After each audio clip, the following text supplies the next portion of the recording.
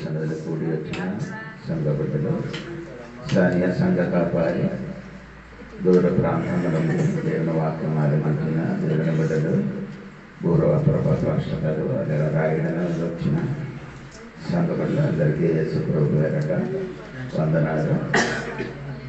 దేవుడి సన్నిధిని మనం కూడి వచ్చి పాటలు పాడి ప్రార్థనలు పాడి ఆరాధించడానికి దేవుడు సహాయం చేశారు. బాప్టిజం పొందిన పిల్లలందరూ చర్చికి వచ్చినప్పుడు అందరూ బైబిల్ని పట్టుకొని రావాలి. అది మీరు మర్చిపోకూడదండి.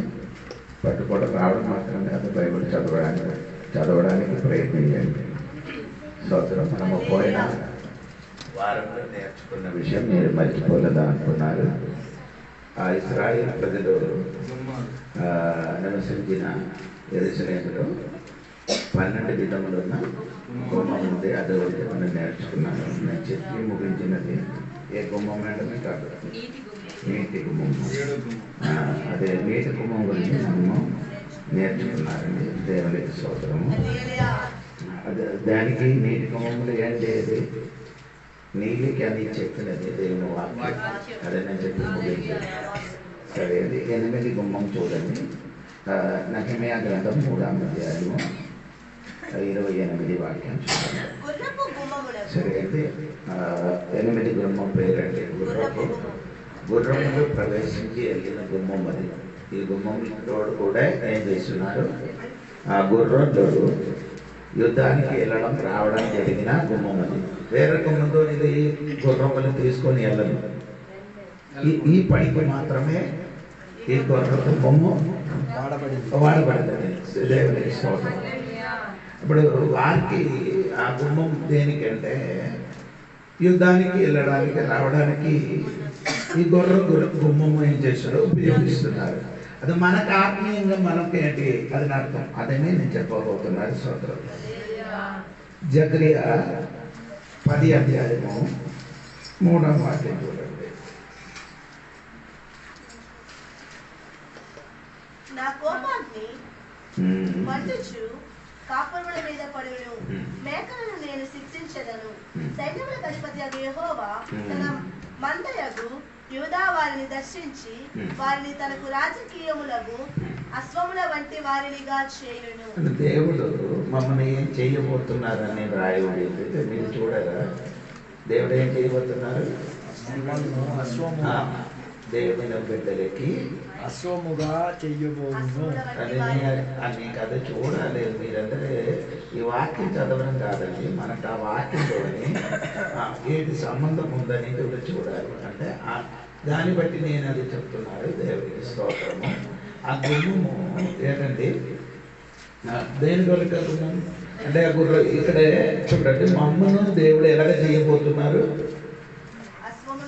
అశ్వము వంటి వారుగా చేయబోతున్నారు. అంటే దేవుని సంఘ బిడ్డలకి దేవుడు ఎలాగ మార్చబోతున్నారు, గొర్ర గుమ్మములు దాటిపోతున్న దేవుడి బిడ్డలు అశ్వం దేనికండి, ఆ యుద్ధం చేయడానికి వెళ్ళిన బిడ్డలుగా నన్ను దేవుడే చేసి మార్చబోతున్నారు. ఇప్పుడు నేను మనుషులుగా ఉన్నారు కానీ ఆ గుర్రములకున్న ఆ శక్తి ఎలాగ ఉందో అటువంటి మన జీవితం దేవుడే చేయబోతున్నారు, మార్చబోతున్నారని దేవుడు వాక్యంలో రాయబడింది. అంటే గుర్రముల గురించి యోబు చెప్పిన గ్రంథం కూడా మీరు చూడాలి, అప్పుడు మీకు అర్థం అవుతున్నారు. యోబు గ్రంథము 39వ అధ్యాయము 20వ వాక్యం కూడా మీరు చూడండి. యోబు మిడతల వలె అది చదవమ్మా. అది గంతులు వేయునట్లు చేయుదువా, దాని నాసిక రంధ్ర ధ్వని భీకరము. మైదానములో అది కాలు దువ్వి తన బలమును బట్టి సంతోషించును. అది ఆయుధదారులను ఎదుర్కొనబోవును. అది భయము పుట్టించు దానిని వెక్కిరించి భీతి నందకుండును. ఖడ్గమును చూచి వెనుకకు తిరగదు. అంబుల పొదియు తలతలలాడు ఈటెలను బల్లములను దాని మీద గలగలలాడించినప్పుడు ఉద్దండ కోపముతో అది బహుగా పరుగులెత్తును. అది బాకానాదము విని ఊరకుండదు. బాకానాదము వినబడినప్పుడెల్లా అది ఆహా ఆహా అనుకొని దూరము నుండి యుద్ధ వాసన తెలుసుకొనును. గుర్రముల గురించి అది లేచినప్పుడు గుర్రమును దాని రౌతును తిరస్కరించు. అంటే గుర్రముల స్వభావం గురించి 18 నుండి కిందకి చదవండి. దేవునికి స్తోత్రం. ఆ గుర్రములు యుద్ధానికి వెళ్ళిన గుర్రముల స్వభావం ఎటువంటి ఉండాలి ఏంటంటే బాగా నాదం అంటే బాగా అంటే అర్థమైందా దూరం ఊదినప్పుడు ఆడ ఏం చేస్తున్నారు ఊరకుండా ఆడేం చేస్తున్నారు ముందుకెళ్తున్నారు. కట్టెలు చూసినప్పుడు ఏమవుతుంది వెనకకి తిరిగి యుద్ధం జరిగినప్పుడు ఎంతమంది యుద్ధం అక్కడ జరుగుతుంది. చాలా మంది గుర్రములు పడిపోయినది చచ్చిపోయినది మనిషిని చచ్చిపోయినది అన్ని చూసి ఉండవచ్చు. అప్పుడు కూడా గుర్రం ఏం చేయదు వెనకకి తిరిగి ఏం చేయాల్సిన్నారు ముందుకు వెళ్ళి తన యుద్ధముల పాలు పొందినట్టుగా రాయబడి ఉంది. అదే విధంగా దేవుడు సంఘ బిడ్డలు దేవుడు మమ్మల్ని గుర్రములుగా మార్చిన కాబట్టి మనం ఒక యుద్ధ వీరుడుగా యుద్ధం చెయ్యిన బిడ్డలుగా పోరాటం చెయ్యిన బిడ్డలుగా మారాలి అని దేవుడు వాక్యం చెప్తున్నారు. దేవుడికి స్తోత్రం కలిగిన చాలా మంది ఇప్పుడు ఏం చెయ్యలేదు యుద్ధం చెయ్యకుండా నిలబడుతున్నారు. మనమందరం ఇప్పుడు ఎక్కడ నిలబడుతున్నాను యుద్ధం చేసిన భూమిలో దేవుని సంఘ బిడ్డలు నిలబడుతున్నారు. యేసయ్య రెండారు అక్కడ వరకు మనకేముంది భూమిలో యోబు అనగ కాదా యోబు చెప్పిన మాట మీరు చెప్పొచ్చు కదా భూమి మీద ఏంటండి నరుడు కాలం ఏముంది భూమి మీద నీకున్న కాలం ఎప్పుడు ఏమండి యుద్ధము. అందుకని యుద్ధము దేవుని ఎల్ల టైంలో మనం యుద్ధం చెయ్యడానికి దేవుడి బిడ్డలు ఎలాగా ఉండాలి నిలబడాలి. అదే యోబు చెప్పుతున్న గుర్రముల వలన గుర్రములు యుద్ధం విన్నప్పుడు యుద్ధ సరువులు విన్నప్పుడు ఆ బూర ఊదినప్పుడు అది మౌనంగా నిలబడి గడగడయాడి ముందుకు ఏం చేస్తున్నారు ఆ గమనించినట్టుగా ముందుకు వెళ్ళినట్టుగా సంఘ బిడ్డలు కూడా యుద్ధ స్వరం విన్నప్పుడు పోరాటం జరిగినప్పుడు వెనక్కి వెళ్ళకుండా ముందుకే చేయాలి. అందుకే యోగులు సక్రియ గారు చెప్పిన మాట ఏమంటే దేవుని బిడ్డలకి ఎనక మార్చది గుర్రములుగా స్తోత్రం కలిగిన కాక. అంటే దేవుడి బిడ్డలు ఇప్పుడు ఏమైందండి దేవుడు నిన్ను ఏం చేస్తున్నారు మనుషులుగా నీ ఉన్నారు. ఇప్పుడు ఆ గుర్రములకి కలిగిన అదే శక్తి బలము నీకు దేవుడు ఇష్టమని చెప్పారు. అందుకని దేవుడు సంఘ బిడ్డలు ఏం చేయాలి గుర్రముల వలన ముందుకు కొనసాగించండి యుద్ధం చేయడానికి నిలబడండి. ఈ గుర్రము ద్వారా ప్రవేశించిన దేవుడు బిడ్డలందరి యుద్ధములకి బయలుదేరడానికి మనం ఎలాగా ఉండాలి సిద్ధంగా ఉంటాం. దేవుడికి స్తోత్రం కలిగిన అదే మనకి ఈ గుమ్మం మనకు నేర్పిస్తున్నారు. దేవునికి స్తోత్రం. యెషయా గ్రంథంలోకి వచ్చినప్పుడు దేవుడు చెప్పిన మాట 63వ అధ్యాయం 12వ వాక్యం చూడండి. యెషయా గ్రంథం 63వ అధ్యాయం 12 తన పరిశుద్ధాత్మను ఉంచిన వాడేడి మోసే కుడి చేతి వైపున తన బాహువును పోనిచ్చిన వాడేడి తనకు శాశ్వతమైన ప్రఖ్యాతి కలుగజేసుకొనుటకు వారి ముందర నీళ్లను విభజించిన వాడేడి మైదానములో గుర్రము పడని రీతిగా వారు పడకుండా అగాధ జలములలో నడిపించిన వాడేడి అనుకొనిది. పల్లమునకు దిగు పశువులు విశ్రాంతి నొందునట్లు యెహోవా ఆత్మ వారికి విశ్రాంతి కలుగజేసెను. నీకు ఘనమైన పేరు కలుగునట్లు నీవు నీ జనులను నడిపించితివి. పరము నుండి చూడుము మహిమోన్నతమైన నీ పరిశుద్ధ నివాస స్థలము నుండి సృష్టించుము. నీ ఆసక్తి ఏది నీ శౌర్య కార్యములేవి నా ఎడల నీకున్న జాలియు నీ వాత్సల్యతయు అణగిపోయేనే. అంటే అక్కడ ఒక మాట మైదానములో గుర్రం అది కదండి. అదిలో 63లో 12వ వాక్యములు చదివినప్పుడు గుర్రము పడని రీతిగా వారు పడకుండా అగాధ జలములలో నడిపించిన వాడేడి. అంటే ఇక్కడ మీరు చదివినప్పుడు మీరు చూడగలిసిన మాట ఏమండి దేవునికి స్తోత్రం 13, 14 వాక్యం కూడా చదవాలి. పల్లములకు దిగు పశువులు విశ్రాంతి నొందినట్లు యెహోవా ఆత్మ వారికి విశ్రాంతి కలుగజేసెను. నీకు ఘనమైన పేరు కలుగునట్లు నీవు నీ జనులను నడిపించితివి.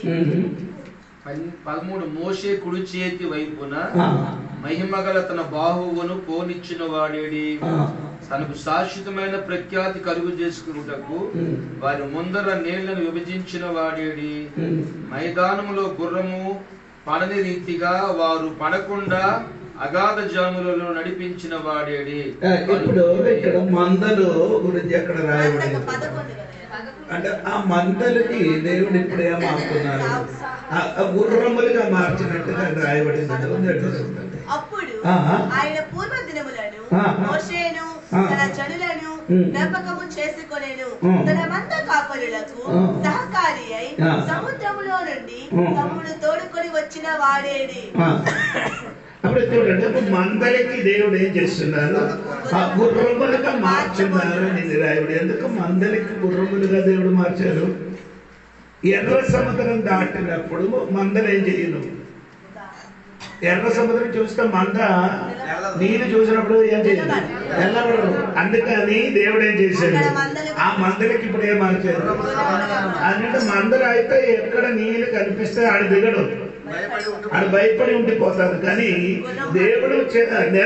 దేవుడు ఏర్పరిచిన మార్గంలో వెళ్ళినప్పుడు మందలే కాదు, ఇప్పుడు ఎవరైంది గుర్రములన్నీ నీళ్ళు ఉండదు కానీ ఏమవుతుంది. అలాగా దేవుని బిడ్డలకి దేవుడు అలాగా మార్చుతామని దేవుడు వాక్యంలో రాయబడి. సంఘ బిడ్డలుగా నీకు ఇప్పుడు ఉన్న స్థితి దేవుడు నిన్ను మార్చి నిన్ను ఒక గుర్రములకు కలిగిన శక్తి బలమిచ్చి యుద్ధములకు ముందుకు కొనసాగించినట్టుగా దేవుడు మమ్మల్ని మార్చబోతున్నాడు. దేవునికి స్తోత్రం. ఇప్పుడు భూమి మీద మరణికేముంది, యుద్ధకాలం అంటే యుద్ధం అంటే. కాబట్టి ఎఫెసీయుల పత్రిక 6వ అధ్యాయము 12వ వాక్యం చదివినప్పుడు పౌలు గారు అదే మాట మనకి చెప్తున్నారండి. ఎఫెసీయుల పత్రిక 6వ అధ్యాయం 12వ వాక్యం ఏదైనా మనం పోరాడేది ఎవరితో కాదు, శరీరముతో కాదు. పోరాటం ఉంది, మన శరీరంతో కాదు, అంటే మనుషులతో కాదు, మనకు పోరాటం ఉన్నది. తర్వాత గాని ఒకటి ప్రధానులు, రెండు అధికారులు, ప్రస్తుత అంధకార సంబంధులకు లోకనాథులతోను అంధకార లోకనాథులతో, మూడవది ఆకాశ మండలమందున ఆకాశ మండలములున్న ఈ 4 శక్తి మనకెప్పుడు ఎదురుగా నిలబడుతున్నారు. ఈ 4 శక్తికి ఎదురుగా, 4 విధములున్న శక్తికి ఎదురుగా సంఘ బిడ్డలు ఏం చేయాలి, పోరాడాలి. ఎనక పోరాడి గుర్రములకు తెచ్చిన అదే బలం తెచ్చుకొని వెనక్కి చూడకుండా ముందుకు కొనసాగించి మనం ఏం చేయాలి, యుద్ధం చేయాలి. స్తోత్రం కలిగింది. అంటే అక్కడ గుర్రములకి వచ్చిన అదే అంటే మేకలకి మార్చి గుర్రములకి మమ్మల్ని మార్చారు. ఇక్కడికి వచ్చినప్పుడు యుద్ధం చేయడానికి దేవుడు మనకు ఆయుధాలు ఇచ్చినట్టుగా మనం రాయబడి ఉంది. దేవునికి స్తోత్రం కలిగింది. 7 విధముల ఆయుధములు దేవుడు ధరించుకొని ఏం చేయాలి, యుద్ధములు చేయాలి. దేవునికి స్తోత్రం. ఈ వారముల దేవుడు బిడ్డలకి ఆయుధం లేకుండా మనం ఏం చేయలేదు, యుద్ధం చేయలేదు. అందుకని దేవుడు ఎరిగి మనకిచ్చిన ఆయుధములన్నీ ఆత్మీయ ఆయుధం అండి. మనకిచ్చిన ఆయుధం అనేది శారీరమైన ఆయుధములు కాదు. దేవునికి స్తోత్రం. మనం యుద్ధం చేయనది ఎవరితోని, కనబడలేని శక్తితోని, కనబడలేని అంధకార శక్తితోని, సాతాని శక్తితోని యుద్ధం చేయనప్పుడు దేవుడి బిడ్డలు కనబడలేని ఆయుధాలు ధరించుకొని సాతాని శక్తితోని మనం ఏం చేయాలి, ఎదిరించాలి. దేవునికి స్తోత్రం కలిగింది. అందుకని కనబడలేని ఆయుధం అంటే దేవునికి హెల్మెట్ మనం కనబడలేదు. దేవునికి నీ తలకి అంటే శిరస్త్రాణం, రక్షణ అయిన స్థిరస్త్రాణం, రక్షణ పొందేరని బయటలో ఉన్నవాడు కనబడలేదు. కానీ ఇది ఆత్మీయంగా జరిగిన విషయం. దేవునికి స్తోత్రం. అది మాత్రం కాదు, మనకి అది మాత్రంగానేండి మన నటుమకి ఏమంటే కట్టుంది. సత్యం, అది సత్యం ఎక్కడ ఉండేది కనబడలేదు. అది మనం ఏం చేస్తున్నారు, కట్టుకున్నారు. దేవునికి స్తోత్రం. మన విశ్వాసమైన అది మనం ఏం చేయలేదు, కనబడలేదు. స్తోత్రం. అటువంటి ఆయుధం మనకి ఇచ్చింది దేవునికి స్తోత్రం. ఎందుకంటే సాతాని శక్తి కూడా ఆత్మ ఉండిన కనుక మనం ధరించిన కింద ఆత్మీయ ఆయుధములు కూడా ఆత్మీయ ఆయుధం. అది ధరించుకొని మనం ఏం చేయాలి, ఆత్మశక్తితోని ఈ 4 విధములున్న ఆత్మశక్తితోని ఏం చేస్తున్నారు, యుద్ధం చేయాలి. దేవునికి స్తోత్రం. ఈ కటమరి దినములు వచ్చినప్పుడు 4 శక్తి 2 శక్తిగా కలిసిపోతుంది. 4 ఏమవుతుంది, నాలుగేళ్ళు రెండు శక్తిగా మారుతాయి. ఈ రెండు శక్తి ఏమండి యేసయ్య రెండో రాకడ సమయంలో ఏమవుతుంది కలిసిపోతుంది. ఎందుకంటే ఈ నాలుగు శక్తి రెండు కూడా కలిసి డబుల్ శక్తి అవుతుంది. దేవునికి స్తోత్రం కలిగిన కనుక అందుకని సాతాను శక్తి భయంకరంగా ప్రవర్తించినప్పుడు దానికి ఎదురుగా దేవుడు సంఘబిడ్డలు ఉన్నారు కాబట్టి దేవునికి స్తోత్రం. యేసు ప్రభు మత్తయి సువార్తలు చెప్పిన మాట మీకు అందరికీ తెలుసు కదా. మత్తయి సువార్త 16 వాక్యములు 17, 18 వాక్యములు చదవండి. మత్తయి 16 అందుకు యేసు సీమోను బర్యోనా నీవు ధన్యుడవు, పరలోకమందున్న నా తండ్రి ఈ సంగతి నీకు బయలుపరచదే కాని నన్ను నీకు బయలుపరచలేదు. మరియు నీవు పేతురవు, ఈ బండ మీద నా సంఘమును కట్టుదును, పాతాళ లోక ద్వారములు దాని ఎదుట నిలువ నేరవని. సంఘ బిడ్డలకి ఎదురుగా లోక ద్వారము ఏం చేయను. ఈ ద్వారములు ప్రవేశించిన దేవుని బిడ్డలకి ఇంకొక దారం ఉంది. ఆ దారం మనకు ఎదురుగా ఏమవును స్తోత్రం. ఎందుకంటే సంఘ బిడ్డలకి ఎదురుగా పాదాల లోక ద్వారం మనకి ఎదురుగా నిలబడదు. ఎందుకంటే మన గొర్రె ద్వారములు ప్రవేశించి యుద్ధం చేయడానికి ఎదురుగా కాబట్టి మనకి ఎదురుగా నిలబడిన సాతాను శక్తి అయిన లోక ద్వారము మనకి ఎదురుగా నిలబడదు. దాన్ని బిడ్డలు అందుకని దేవుని బిడ్డలు ఏం చేయాలి? ఈ గొర్రె ద్వారం అనుకుంటే మనం ఏం చేయాలి? ప్రవేశించాలి. దేవునికి స్తోత్రం. 9 ద్వారం చూడండి. దేవుని యెర్మయా గ్రంథము 31 అధ్యాయము 38 చూడండి. యెర్మయా గ్రంథము 31, 38. యెహోవా ఇలాగు సెలవిచ్చుచున్నాడు, రాబో దినములలో హనన్యేలు గోపురము తర్వాత పూర్తి గోపురము మొదలుకొని మూల గుమ్మము వరకు పట్టణము యెహోవా పేరట కట్టబడును. దేవునికి స్తోత్రం చెప్పండి. అది ఇంగ్లీష్ లో ఒకసారి చదవండి. ఇంగ్లీష్ లో tower of Hananel to the corner gate. Corner gate. అదే అదే తెలుగులో అదే రాలేదు. Corner gate. దేవునికి స్తోత్రం. ఉందా తెలుగులోది? మూలవాసన ఉందా కిందే? మూల గుమ్మం. అది పూర్తిగా చదివి మీరు మృంగుతున్నారండి. ఇదన్నీ నేను నేర్చుకొని వచ్చిందండి. దేవునికి స్తోత్రం. ఆ వాక్యం పూర్తిగా చదవండి. సగం చదివి చదివిస్తాం కదా. స్తోత్రం. ఏ గుమ్మం అండి?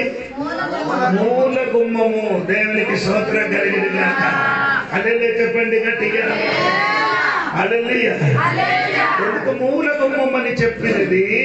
అది దేవుడు ఈ బైబిల్ చెప్తున్నప్పుడు ఏమంటే మొదటి పీతర్లు మీరు చదివినప్పుడు దేవుడు చెప్పిన మాట వినండి. దేవునికి 2వ అధ్యాయము మొదటి పీతర్ 2వ అధ్యాయం 4, 5, 6 వాక్యములు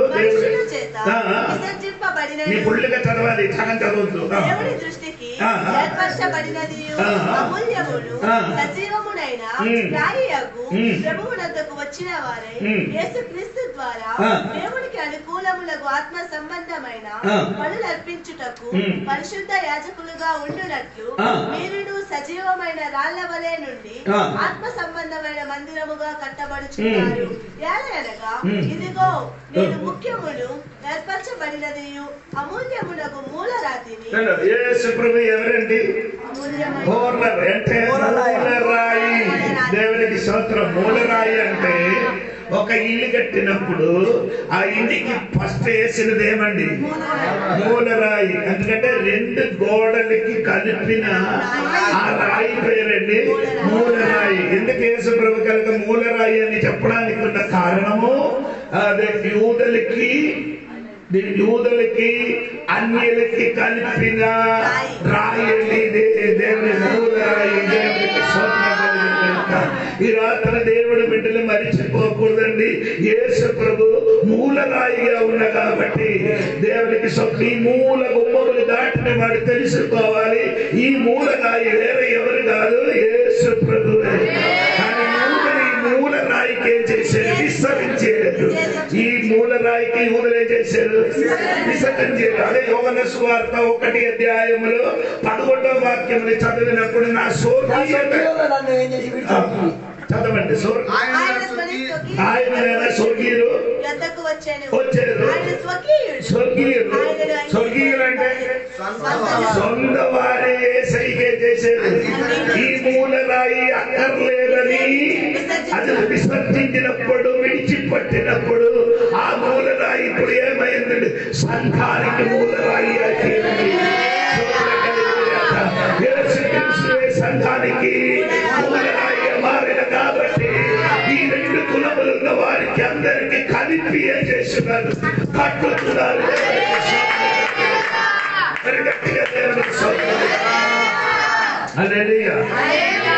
అప్పుడు ఇప్పుడు భూమిలో మనమందరం ఈ మూలరాయి దగ్గరికి వచ్చి మనమందరం సజీవులుగా మారింది.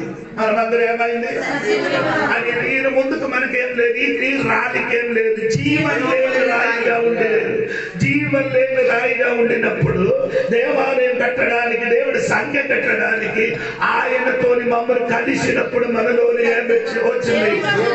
అంటే ఆత్మీయంగా మరి చనిపోయిన దేవుని కొన్ని దేవునికి కలివడం వలన, దేవునికి తోని మాట్లాడిన వలన, యేసయ్యతో ఒప్పుకున్న వలన ఆయననున్న శక్తి మనలోకి వచ్చింది. దేవునికి స్తోత్రం. ఇప్పుడు సంఘం కట్టిన వారు ఎవరండి?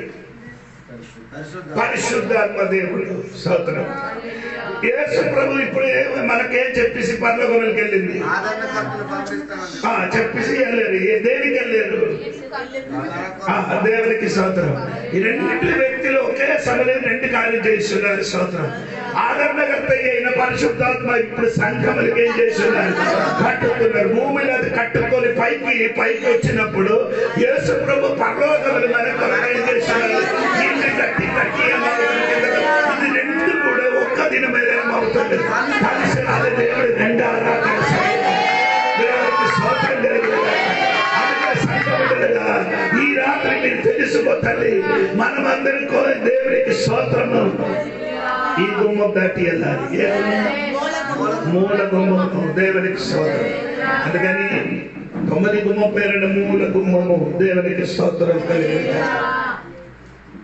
10 గుమ్మం చూడండి, దేవునికి స్తోత్రం కలిగిన. దేవునికి స్తోత్రం. నహెమీయా గ్రంథం 3వ అధ్యాయము 29వ వచనం చూడండి. వారిని ఆనుకొని తన ఇంటికి ఎదురుగా ఇమ్మేరు కుమారుడైన సాదోకు బాగు చేసెను. అతని ఆనుకొని తూర్పు ద్వారము. హలో స్తోత్రం. ఈ గుమ్మం గురించి నీకేమని తెలుసా? తెలియదు. దేవునికి స్తోత్రం కలిగింది. స్తోత్రం. ఇంగ్లీష్ లో ఏమంటే ఈస్ట్ గేట్. East gate. దేవునికి స్తోత్రం కలిగింది. తూర్పు గుమ్మము. ఒక దినం యేసు ప్రభు ఈ గుమ్మం దాటి లోపలికి ప్రవేశించాడు. ఎప్పుడు? తూర్పు గుమ్మం ఎప్పుడు వేసేది దాటుకుని వెళ్ళదు. మత్తయి సువార్త 21వ అధ్యాయం చదివినప్పుడు యేసు ప్రభు శిష్యులకి ఇలాగా చెప్పారు. ఏంటి చెప్పారంటే, మీరు మీకు ఎదురుగా ఉన్న గ్రామానికి వెళ్ళము. పట్టణానికి వెళ్ళి అక్కడే కట్టబడిన ఒక గాడిద, ఒక గాడిద పిల్లను మీకు కనబడును. అది ముందుకండి. మీరు ఎక్కడికి వెళ్ళమని చెప్పారు నీకు? తరువాత యెరూషలేమునకు సమీపించి ఒలీవ చెట్టు దగ్గరకున్న ఒక బెత్సగాకు వచ్చినప్పుడు యేసు తన శిష్యులిద్దరిని చూచి, మీరు ఎదుటనున్న గ్రామమునకు వెళ్ళుడి. అంటే ఈ గాడిద ఎదుటిలో ఉన్న గ్రామంలో ఏం చేస్తున్నారు? కట్టబడి. ఎదుట అంటే పదానికి అర్థం చెప్పండి. ముందు, ఆపోజిట్. ముందా? నీ తెలియదు. బాగా తెలియదు. ఎదురు అన్నది ఎదురంటే ముందు ఉన్నది. ఎదురంటే లోకం నీకెప్పుడు ఏమండి? ఎదురుగా ఉన్నారు. లోకం నీకు గాడిద ఎక్కడ కట్టబడింది? ఎదురుగా. లోకం ఎదురుగా ఉన్న చోట్ల కట్టబడిన గాడిద ఒకటి ఉంది. దేవునికి స్తోత్రం. నేను అడుగుతున్నారు, అన్ని గాడిద ఎక్కడ ఉంది? ఈ గాడిద మాత్రం ఎందుకు కట్టబడింది? ఆ ఊర్లో బోల్డ్ గాడిదలు ఉన్నాయి కదా, ఈ గాడిద ఎందుకు కట్టబడి ఉంది? కిందకి చదవండి. ఎందుకు కట్టబడింది? నీ ఎదుటనున్న గ్రామమునకు వెళ్ళుడి. వెళ్ళగానే కట్టబడి ఉన్న ఒక గాడిదయు దానితో ఉన్న ఒక గాడిద పిల్లయు మీకు కనబడును. వాటిని విప్పి నా యొద్దకు తోలుకుని రండి. ఎవడైనను మీతో ఏమైనను అని ఎడల అది ప్రభువునకు కావలసిన కట్టబడింది. దేవునికి కావలసినది ఎప్పటికేముంది? వంతెన ఉంది. దేవునికి ఈ గాడిద మీదకి ఏముందండి? వాగ్దానం ఉంది. గాడిదకి ఏముంది? అవును. సక్రియ 9:9 రాయబడిన మీదే రాయబడింది. ఏంటండి? 9 చూడండి. ఇదిగో నివాసులారా సంతోషించుడి, ఉల్లాసముగా ఉండుడి. నీ రాజు నీతిపరుడును రక్షణ గలవాడును వీరుడనై గాడిదను గాడిద పిల్లను ఎక్కి, అంటే దేవుడు చెప్పారు, ముందుకనే చెప్పారు, గాడిదను గాడిద పిల్లలను ఎక్కి. ఇది వాగ్దానం ఉన్న గాడిద ఇప్పుడు ఏముంది? కట్టబడిందండి. ఒకటి వాగ్దానం ఉన్న గాడిద, రెండు ఏంటి? దేవునికి కావలసినది ఉంది కాబట్టి దేవునికి కావలసిన వస్తువు మీదకి సాతానే చేశారు. కట్టబడింది. దేవునికి స్తోత్రం. ఈ రాత్రి నీ జీవితంలో ఎందుకు ప్రభుడు నీ జీవితంలో ఎందుకు సమస్యలు కలుగుతున్నారో దేవునికి నిన్ను కావలసిన కాబట్టి దేవుడు వాగ్దానం దేవుడికి కావలసిన వ్యక్తి కాబట్టి నీకే మాత్రం బంధనం ఉంది. నీకు ఎదురుగా ఉన్నారు, నీ కట్టబడి ఉన్నారు. ఎప్పుడు నీ కట్టబడిగా ఉండను, ఎప్పుడు ఉండను. వాగ్దానం మీద ఉన్న కాబట్టి ఇద్దరు వస్తున్నారు.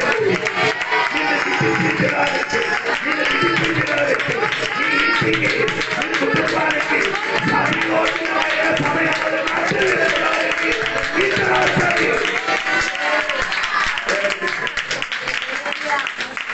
వాగ్దానం ఉన్నవాడు ఎప్పుడు ఏముండరు, కట్టబడతోనే ఉండరు, కట్టబడకుండా ఉండరు. ఎప్పుడు వాగ్దానం ఉన్న బిడ్డలకి ఎప్పుడు కట్టి కట్టి కట్టి కట్టి కట్టి మీద ఉండరు. ఏదో ఒక రోజు వారికి దేవునికి కావలసిన ఉన్న వాడికి ఎప్పుడు ఎలాగా ఆ కట్టులో ఉండరు. ఆయన సమయం వచ్చినప్పుడు దేవుడు అక్క అది కట్టు విప్పడానికి స్తోత్రం. అవును కదా. నీ కూడా రక్షణకి రావడానికి, నిన్ను కట్టు విప్పడానికి ఎవరో అయిన దైవదాసుడు దేవుడు వాక్యము అందించిన కాబట్టి నీకేమైందండి? విడుదల పొందింది. దేవునికి స్తోత్రం. అదే నిన్ను కట్టు విప్పడానికి ఎవరైనా నీ ఇంటికి వస్తుంది. దేవునికి స్తోత్రం. అలాగా కట్టు విప్పి దేవుడు ఏం చేశాడు?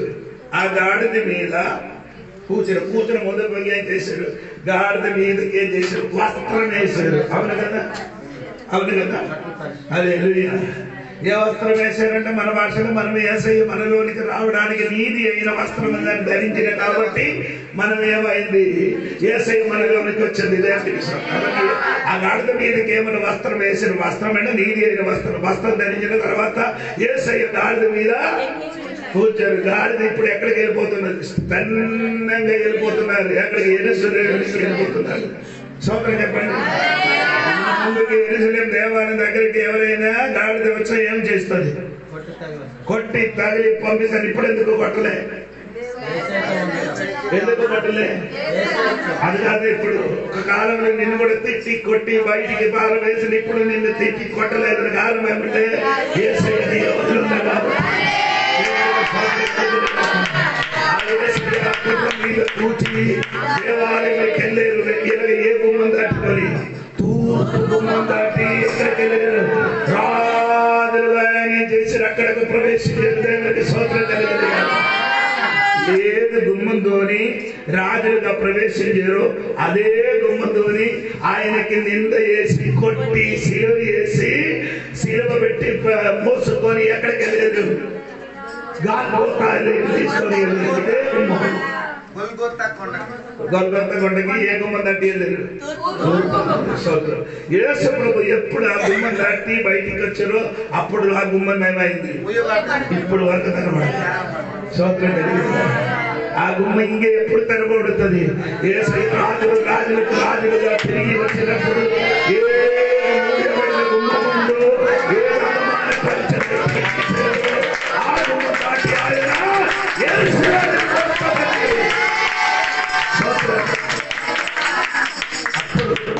అప్పుడు పాట పాడుతుంది 24 కీర్తన.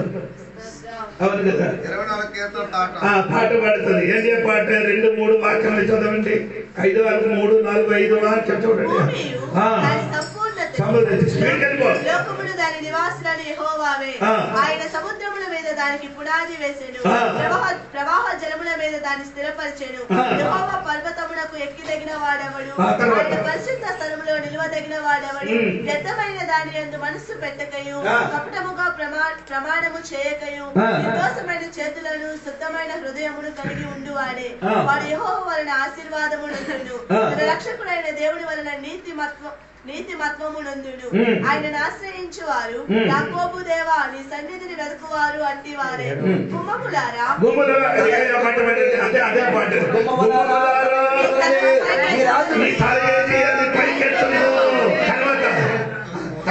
మహిమగల రాజు పాటప్పుడు పాడి లోపలికి గుమ్మములారా ఏం చేయాలి? మహిమగల రాజులు ఏం చేసి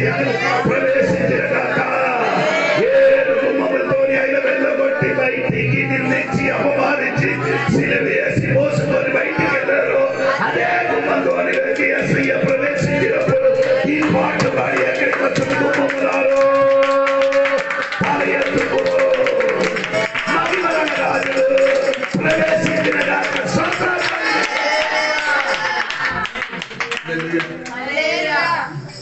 అపమానించి వెళ్ళగొట్టారు. అదే గుమ్మంతోని ప్రవేశిస్తున్న ఒక సమయం ఉంది. అందుకని దేవుడికి స్తోత్రం కలిగిన గట్టిగా దేవుడికి స్తోత్రం. 11వ గుమ్మం చూడండి. 2 రాజుల పుస్తకం 14వ అధ్యాయం 13వ వాక్యం. 14, 13. 14వ అధ్యాయం 13. ఇశ్రాయేలు రాజైన యెహోయాసు అహజ్యాకు పుట్టిన యోవాసు కుమారుడైన అమజ్యా అను యూదా రాజును బేత్షెమెషు దగ్గర పట్టుకొని యెరూషలేమునకు వచ్చి ఎఫ్రాయిము గుమ్మము మొదలుకొని ఇదంటే ఇలా ఫెలోషిప్. ఈ గుమ్మం ఏముందండి? ఫెలోషిప్ అంటే యోసేపులు ఇద్దరు కొడుకండి. యోసేపులకి ఇద్దరు కొడుకులు. చెప్పండి. మనసు అనే పదానికి అర్థం మర్చిపోవడం. ఎఫ్రాయిం అనే పదానికి అర్థం స్వార్థింపు చేయడం. సోదరం చెప్పండి. సహోదర ఐక్యత కలిగి ఉంటే ఎలా ఉంటది? మనోదరం వర్ధనమే ఎక్కడ వస్తుంది? దేవుడికి స్తోత్రం. ఎవరి స్తోత్రం చెప్పండి. ఫెలోషిప్ ఉంటే ఏముండదు? వర్ధన వస్తుంది. వాగ్దానం కాదు, వర్ధన. ఇంక్రీజ్. నేను ఇప్పుడు చెప్పిన ఫెలోషిప్ సహవాసం ఉంటే మనకందరికి ఏముండదు? వర్ధన వస్తుంది. కొందరు జీవితంలో ఎందుకు వర్ధింపబడలేదు? ఏంటి సహవాసం? 133 కీర్తన మీద చదివిన విధువు అని నీ తెలుగు ఇంగ్లీష్ లో చూడుము. అవును కదా? ఇంగ్లీష్ చదివినప్పుడే చూడు సహోదరులు ఐక్యత కలిగి అంటే సహోదరు ఐక్యత కలిగి ఉంటే చూడడానికి ఉందండి. నీకు అర్థమైందా? సహోదరులు ఐక్యత కలిగి ఉంటే ఏముందండి? అది కాదు. బిలియం చెప్పుకునే మాట మీరు చూశారు కదా. ఆ కొండ పైన చూసి లోయలకు చూసినప్పుడు ఇశ్రాయేలు గూడారం ఎందో మనోదరము ఆడ గూడారం కట్టి నివసించారని నీకు తెలుసా? ఆడ గూడారం కట్టి ఏమంటే ఆడ ఎక్కడెక్కడ కట్టాలని అనగా గూడారం కట్టి ఆడ ఐక్యత నివసించినప్పుడు బిలియం చూసినప్పుడే ఎంతో మనోదరం కనబడుతున్నారు. అందుకని రాత్రి దేవుడు సంఘబిడ్డలందరూ ఐక్యత కలిగి ఉంటే ఆడుకాడు ఐక్యత కలిగి సహవాసంతో ఉంటే అక్కడ చూసిన వారందరికీ ఏం చెప్తుంది? వీళ్ళు ఎంతో మనోదరము. స్తోత్రం.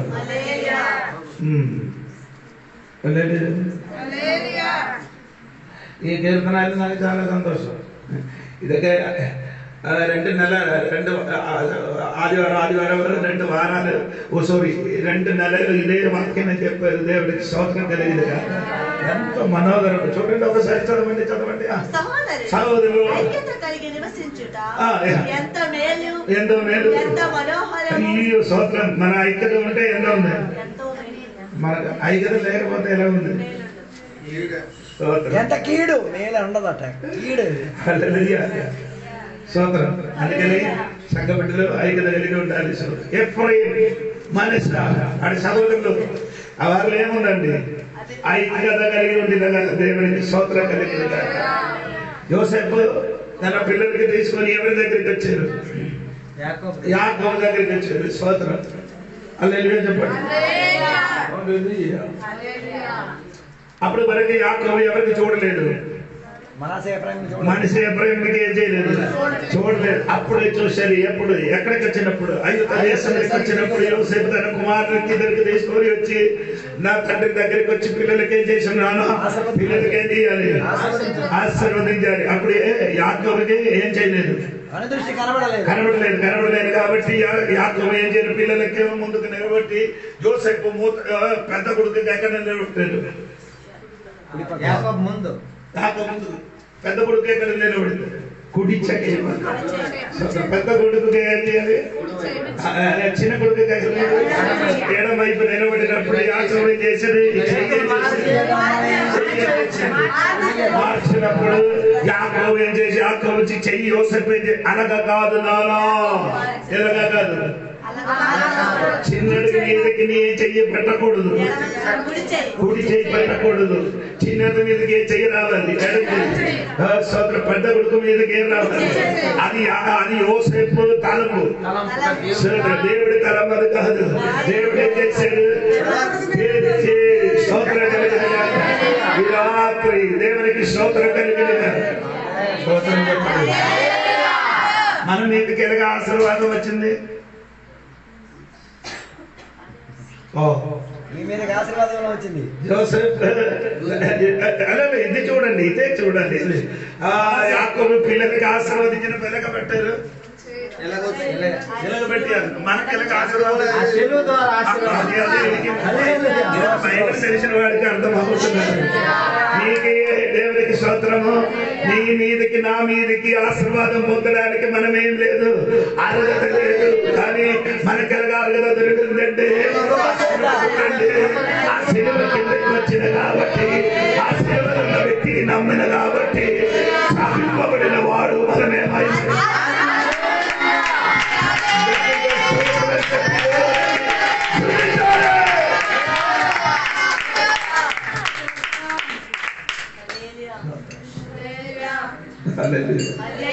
ఇక్కడ ఏసైకి సాధన చూడండి. స్తోత్రం. ఎవరి మీద ఎవరు ఏ చేయి పట్టాలని యాకోబు ఎరిగినట్టుగా నా దేవుడికి తెలుసు. ఎవరి మీద ఏ చేయి పట్టి అని ఆశీర్వదించాలని ఏసైకి తెలుసు. దేవుడికి నీ తలంపు కాదు, నీ తలంపు కాదు, నా తలంపు. అవును కదా? నీ ఆలోచన కాదు, నా ఆలోచన. దేవునికి స్తోత్రం. దేవుడి చిత్తం వలన అన్ని జరుగుతుంది. దేవునికి స్తోత్రం. మర్చిపోకూడదండి. దేవునికి స్తోత్రం. హల్లెలూయా. దేవునికి స్తోత్రం. కాబట్టి ఎఫ్రాయిం గుమ్మం గురించి మనం నేర్చుకున్నాడు. స్తోత్రం. 12వ గుమ్మం గురించి చూడండి. దేవునికి స్తోత్రం. నెహెమ్యా గ్రంథము 3వ అధ్యాయం 31-32 వాక్యం. అతని ఆనుకొని బేతేలీయుల స్థలమునకును మిస్కాదు ద్వారమునకును ఎదురుగా నున్న వర్తకుల స్థలము యొక్క ఆ దానం పేరు ఎట్లా చూసారా? Inspection gate. స్తోత్రం.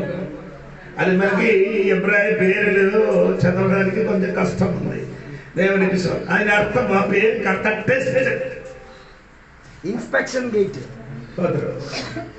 పరీక్షించిన టెస్ట్ చేయడం, పరీక్షించిన ఆ గేట్ పేరండి పరీక్ష చెయ్యడం గేట్. దేవుడికి సంరక్షణ పరీక్షించిన ద్వారం. చెప్పండి, ఆ పేరుకి అర్థమే చెప్తున్నారు. ఆమని చెప్పండి. హల్లెలూయా. స్తోత్రం కలుగును. నేను చదవండి కొరింథీ పత్రిక లెక్క రండి. 2 కొరింథీ పత్రిక 5వ అధ్యాయం 10 వాక్యం చూడండి. 2 కొరింథీ పత్రిక 5వ అధ్యాయం 10 వచనం. ఎందుకనగా జరిగించిన క్రియల చొప్పున అవి మంచివైనను సరే చెడ్డవైనను సరే దేహముతో జరిగించిన వాటి ఫలమును ప్రతి వాడు పొందునట్లు మనమందరమును క్రీస్తు న్యాయము. స్తోత్రం చెప్పండి. మమ్మల్ని పరీక్షించిన స్థలం ఎక్కడే? మమ్మల్ని పెట్టిన స్థలం ఎక్కడే? క్రీస్తు న్యాయపీఠం ఎదుట. అవునా లేదా? బాకీ అన్ని మూడు పెద్ద సింహాసనం ఉంది కదా. ఒకటి క్రీస్తు సింహాసనం, 2 మహిమ కల మత్తయి సువార్త 25:31. తర్వాత ప్రకటన గ్రంథము 25:11. అది ఎక్కడైనా ధవళవర్ణమైన ధవళమైన అక్కడ 2 సింహాసనం అన్ని రాశారు కదా. మహిమ గల సింహాసనం, ధవళమైన. ఇక్కడ చదివినప్పుడు మాత్రమే అండి అదండి సింహాసనం అని రాయడం లేదు. మిగతా రెండింటికి సింహాసనం అని రాసి దీనికి ఎందుకు సింహాసనం అని రాయలేదు? న్యాయపీఠం అని ఎందుకు రాశారు?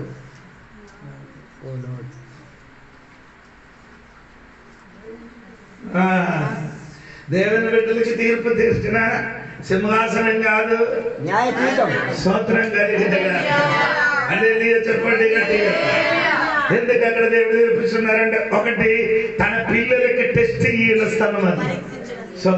దేహముతో జరిగించిన వాటినన్నిటి గురించి చోటు అక్కడ దేవదర్శనం అని పరీక్షించిన మాత్రం దేవుడిని చెయ్యిన పనికి అనుసరించి దేవుడే చేస్తున్నారు. నిన్ను పరీక్షిస్తున్నారు దేవుడికి. అది చెడ్డదైనది కూడా మంచిదైన కూడా మనం అందరూ క్రీస్తు న్యాయపీఠములో నిలబడడానికి వెళ్తున్నది. భూమిలో జీవించినప్పుడు దేవుడి వరకు చేసినది మంచిదైన చెడ్డదైన దానికి పరీక్షించిన ఒక దినం ఉంది. సోదరు చెప్పొచ్చు కదా, నేను చెయ్యిన ప్రతి పనికి దేవుడు అక్కడ పరీక్షణ చేస్తుంది.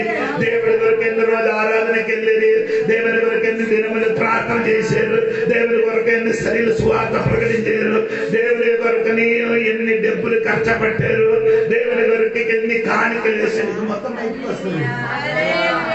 ఇప్పుడే లెక్క ఇప్పుడు ఎవరు కనబడలేదు. ఎందుకంటే నేను ఈ లోపలికి దూరు వేసారు కాబట్టి. ఎక్కడ వేసాను అక్కడ కాணிకల దగ్గరకు వస్తున్నారని మీరు అనుకున్నారు. అయ్యగారు ఏం చెప్పలేదు.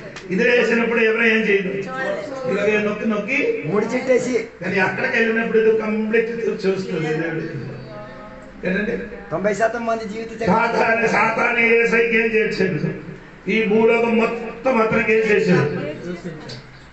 చూపించారు. భూలోకం మొత్తం ఎలా చూపించారు? ఎలా చూపించారండి నేను అడుగుతున్నాను. ఎలా చూపించారు? ఒక్క నిమిషంలో. ఓ లార్డ్, మీరు ఎలా చూస్తున్నారు భూమిలో వస్తువులన్నీ? కళ్ళు మరి నేను చూపించారండి. ఓ టీవీ స్క్రీన్ లో చూపించారు. వస్తున్నారు మొత్తం దేవుడు ఏం చేశాడు? సాతాను ఏం చేశాడు? ఒక్క నిమిషంలో ఎలా చూపించాడు? ఈ లోకం మొత్తం అంటే 190 రాజ్యం మొత్తం యేసయ్యకి ఏం చేశాడు? ఒక్క సెకండ్ లో స్క్రీన్ చేసి చూపించాడు. ఇదే విధంగా నిన్ను కూడా నీ చేసినదన్నీ ఒక సెకండ్లో దేవుడు రీల్ లాగా చూపిస్తారు.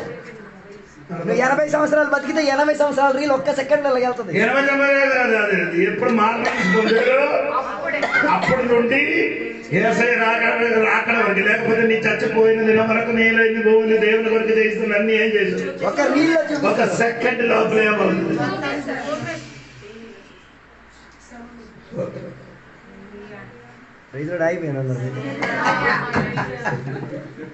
కృష్ణ ఆయన కూడా నేర్చుకోవాలండి. దేవుడికి స్తోత్రం కలిగింది. ఇది చెప్తే కొందరికి ఏమవుతుంది, నీకు వింటే సిరాకు వస్తుంది. కానీ వేరే దేవుడు దీవిస్తాను వేరుతాను అప్పుడు. ఇది చెప్తే మీకు స్తోత్రం. న్యాయపీఠం గురించి చెప్తే అందుకే యేసు ప్రభు చెప్పారు కదా, ఒక గ్లాసు మంచినీళ్ళు ఇస్తే చెప్పండి వాకి,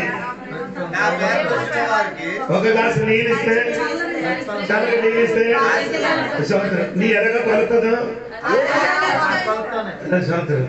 ఇప్పుడు నొక్కిస్తే అక్కడికి వెళ్ళినప్పుడు దేవుడి పనిని మాత్రం ఏం చేయకూడదు.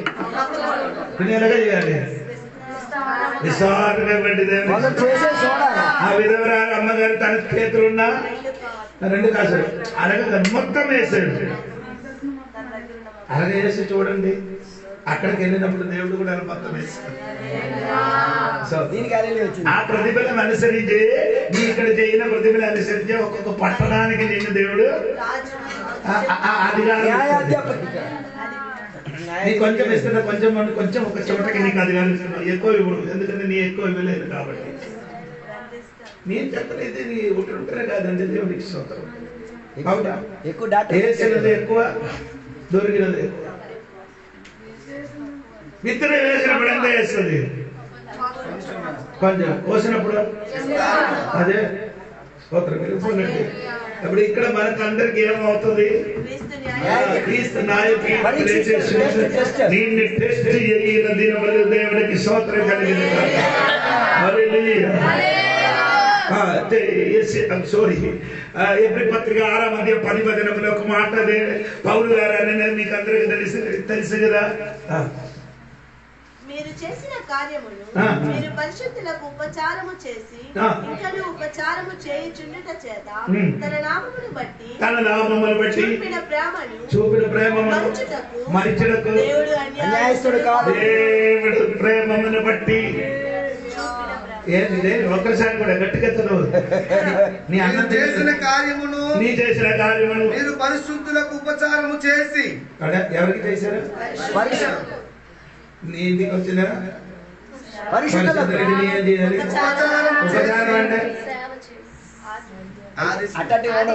ఆదిత్య మర్యాద ఏం చేయాలి?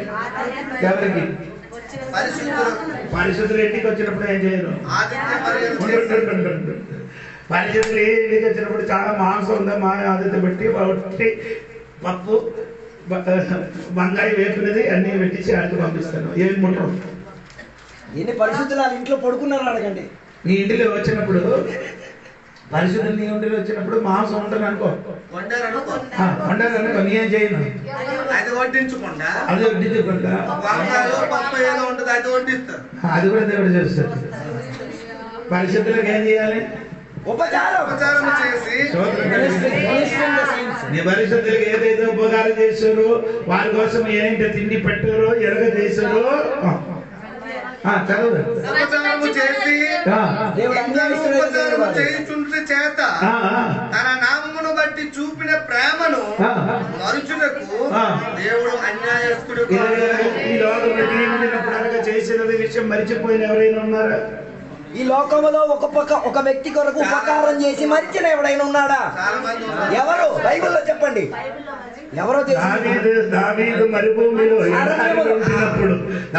ఎడారి ఉండినప్పుడు వారికి తిండికి తినడానికి ఏం లేదు, ఆకలితోని ఉండినప్పుడు ఎవరు వచ్చారు?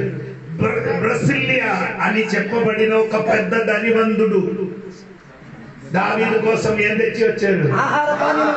తెచ్చి వచ్చారు, రొట్టె తెచ్చి వచ్చారు. తర్వాత చెప్పండి, ద్రాక్ష ఎండిన నెయ్యి, తర్వాత చిక్కిడికాయ ఎండినది. హలో, మీరు అందరూ చూడండి, బైబిల్ ఉంది కదా ఏంటని చెప్తున్నారు. స్తోత్రం. ఒక 6 విధములైన వస్తువులు తీసుకొని వచ్చి దావీదు రాజులకు ఏం చేశారు? పోషించారు. దావీదు రాజు తోడుగా ఉన్న వాళ్ళకి అందరికి ఆహారం పెట్టిన కాబట్టి దావీదు ముసలితనం వచ్చినప్పుడు తన కుమారుడైన సాలోమోను గారి సింహాసనములు కూర్చున్నప్పుడు ఏం చెప్పారు తెలుసా? నా కుమారుడైన సాలోమోను నాకు ఆ ఎడారి ఉండినప్పుడు ఆకలి ఉండినప్పుడు బ్రసిలియా కుటుంబం నా కొరకేం చేశారు? ఆహారం పెట్టి ఇచ్చిన కాబట్టి ఆ పిల్లలకి మేలు చేయడమే చేయకూడదు. సాలోమోను గారు తండ్రికి చేసిన మరిచిపోలేకపోతే రాజులకు రాజులైన చల్లచెట్టి కలిగిన దేవుడు దేవుడి వరకు చేసిన దేవుడి వరకు చేయదని మరిచిపోవడానికి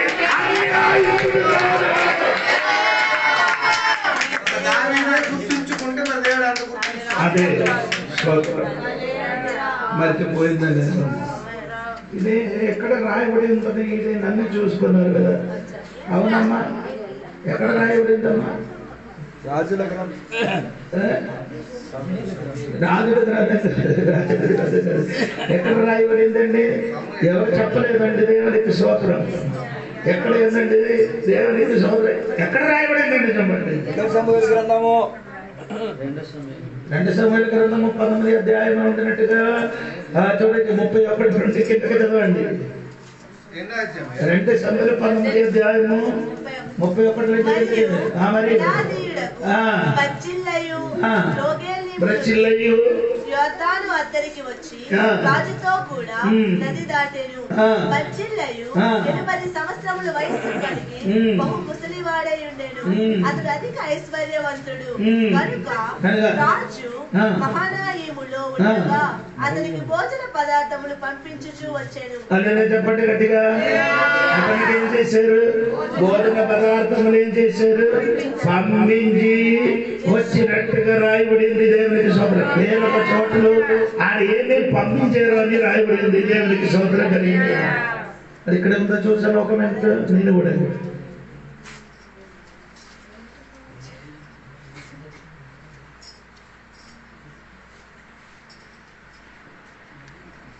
లేదు, కనపడలేదు. పోనండి.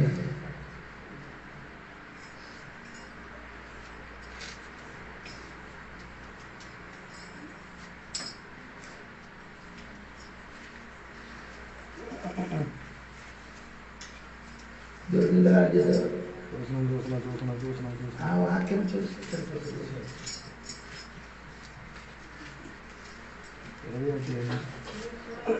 పోనండి. దొరకలేదు. పోనండి. నమ్మకం మీకు అర్థమైంది కదా, సరిపోయింది. స్తోత్రం కలిగింది కాక. పోనండి.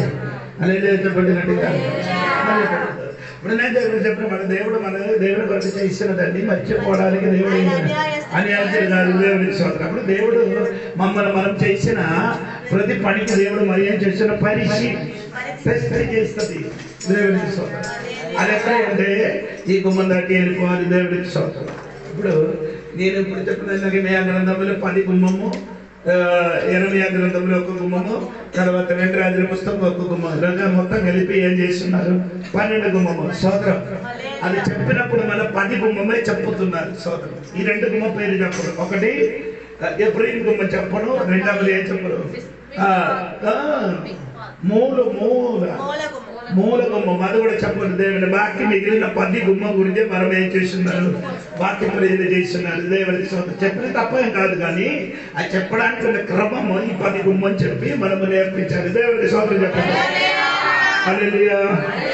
దేవుడికి స్తోత్రం కలిగి. అప్పుడు యెరూషలేములో వారు నివసించిన ఆ చుట్టూలున్న 12 గుమ్మం గురించి మీకు నా చెప్పారు. దేవుడికి స్తోత్రం కలిగింది కాక. ఇది మన నేర్చుకున్న విషయంలో చూడండి. దేవునికి స్తోత్రం. విని తర్వాత చూడండి. దేవునికి స్తోత్రం. సమయం ఇంకంటే 17 నిమిషాలు పోయింది. స్తోత్రం. ఎసకేలు గ్రంథం చూడండి, 47వ అధ్యాయము 1 నుండి చదవండి.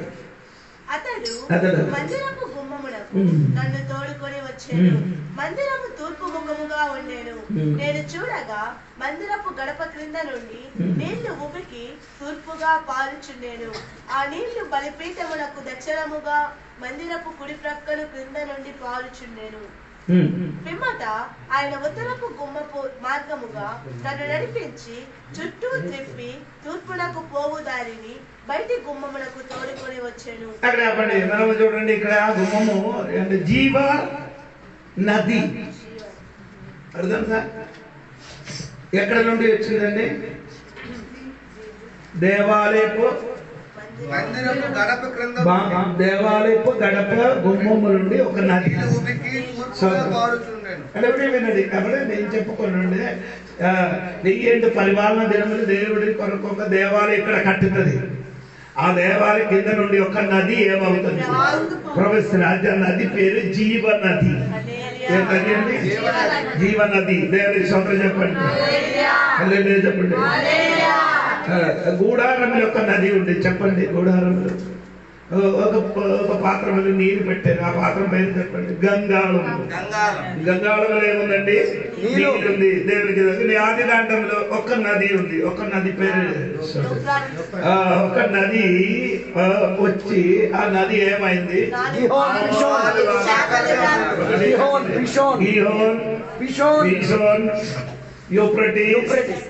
ఇంకొకటి ఉంది. దేవునికి స్తోత్రం. ఒక్క నది ఏమైంది? ఒక నది 4 భాగమైంది. దేవునికి స్తోత్రం కలిగింది. ఆది కాండం నుండి మనం మీరు చదివితే ప్రకటన గ్రంథం వరకు చదివితే ఈ నది గురించి మీరందరూ అక్కడ చదవచ్చినట్టుగా కనబడుతుంది. దేవునికి స్తోత్రం కలిగింది. ఇప్పుడు అది ఏదైనా నుండి ఒక నది ప్రవహించినట్టుగా చూసినప్పుడు దేవాలయంలోకి వచ్చినప్పుడు ఏమంటే కాలి కడగడానికి వారికి ఏముంది? దేవునికి స్తోత్రం గంగాళం పెట్టింది. సాలోమోను గారు దేవాలయం పెట్టినప్పుడు 12 ఎద్దుల మీద ఒక సముద్రం పెట్టారు. 12 ఎద్దుల మీద ఒక సముద్రం పెట్టారు. ఇప్పుడు ట్యాంకర్ ఇప్పుడు నీళ్లు తీసుకొని వచ్చిన ట్రాక్టర్ ఉంది కదా, అలాగా 12 ఎద్దుల మీదకి ఒక నది సముద్రం అని రాయబడింది. స్తోత్రం కలిగింది. 12 ఎద్దులు అంటే దేవునికి స్తోత్రం. ఆయన వెనక భాగం లోపలికి అయిపోయింది. వెనక భాగం ఎక్కడికి అయింది? లోపలికి. ఈ సముద్రం లోపలికి. ముందు భాగం అంటే బయటికి కనబడుతుంది. ఆ ముందు భాగం నుండి ఏమొస్తుంది? నోటి నుండి నీరు, నీటి నుండి నీళ్ళు వస్తున్నారు. దేవునికి స్తోత్రం. ఈ 12 ఎద్దులు ఎవరికి చూస్తున్నారంటే 12 అపోస్తల వారి వలన భూమికి ఎవరు వచ్చింది? పరిశుద్ధాత్మ దేవుడు అయిన శక్తి ప్రవహించడానికి కారణమైంది.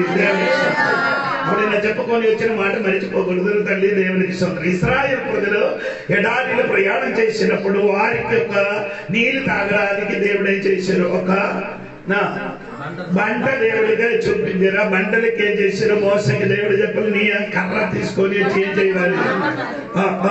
బండలకి ఏం చేయాలి? కొట్టుమని. ఇంకొకసారి అదే బండలకి దేవుడు చెప్పాలి మాట్లాడాలి. అది ఇది కొట్టాలి. అది చెప్పండి. కొందరికి కొట్టితే మాత్రం నీళ్ళు వస్తాయి. అర్థం కాలే వాళ్ళకి అర్థం కాలేదు. కొందరికి కొట్టితే కొందరికి మాట్లాడితే ఇద్దరు ఎవరు? రెడ్డి నేనే. ఎడారిలో ఉన్న వారికి కొట్టుతో ఏమవుతుంది? కొన్ని ఏం చెప్పాలి? నీళ్ళు అని చెప్తే ఆయన అర్థం చెప్పండి. కొందరికి భారం కొట్టితే మాత్రం కొంచెం డబ్బులు ఇస్తుంది. కొందరికి డబ్బు బండి చెప్తే వెంటనే కొందరికి మా చదివిన పిల్లల 10,000 అక్కడ మీటింగ్ ఖర్చు అవుతున్న 10,000 రూపాయలు అని చెప్పినప్పుడు పిల్లలందరూ ఏం చేశారు? డబ్బులు ఇచ్చారు. మీకు అది భారం ఎవరికి? ఎవరు తీసుకొని వచ్చారు? అడుక్కోవాలా? చందాలు కొట్టుకొని ఉండాలి. కొడితే కొద్దిగా ఇస్తారు. అదొకటి ఆత్మీయత. రెండవది ఒక అర్థం ఏమంటే సోదరి ఎడారిలో ఉన్న బండకి కొట్టినప్పుడు ఏమొస్తుంది? నీ కూడా అలాగ మారాలి. నేను ఎవరు తిట్టినప్పుడు కొట్టినప్పుడు ఎవరు రావాలి? మందరినీ రివర్సే వచ్చేస్తాయి. మళ్ళీ అది పేరుకి దేవుని పేర్లే. ఎప్పుడంటే నాన్న వెళ్ళింది లోపల ఉంది. నేను మన పెద్ద మీటింగ్ ఇక్కడ జరిగారు. ఎవరు వాక్య పరిచయం చేశారు. చెప్పిన తర్వాత ఏమంటే ఆడొచ్చాడు భార్యకి మూదులు ఆడుతున్నారు.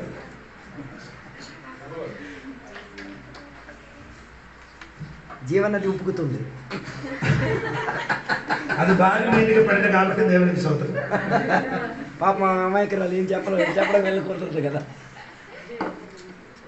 నేను చెప్పిన అర్థం ఏంటో సూపర్ వాక్యాన్ని చెప్పి వినిపించిన తర్వాత